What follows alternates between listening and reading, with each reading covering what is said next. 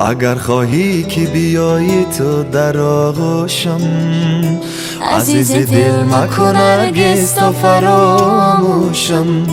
با محبت تو من آغوشته گشتم، که روی زیبایی تو برد عقل و هوشم. فراموشم نکن هرگز عزیز من، عزیز من.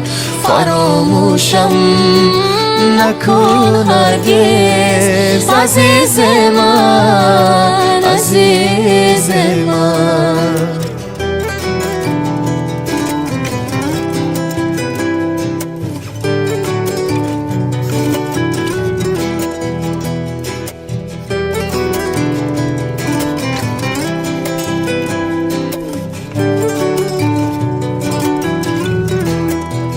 تو مگر در دل من خونه خرابی دیدی، که بریدی از من و از دل من رنجیدی. نمیماند نمیماند ببین دنیا نمیپاید. بیا با من برفتن باش عزیز من به تنهایی. فراموشم نکن هرگز عزیز من، عزیز من.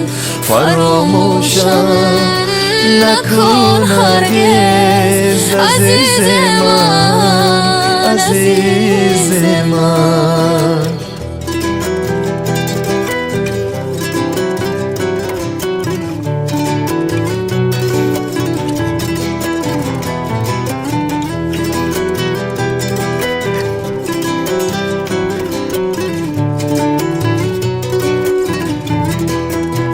کاش میشد که از این کوچه گذر میکردی، عاشق و ساده و پرشور غزل میخواندی.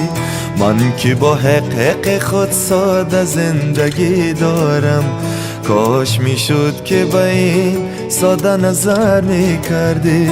من که با حق خود ساده زندگی دارم، کاش میشد که با این ساده نظر میکردی. فراموشم نکن هرگز عزیز من، عزیز من.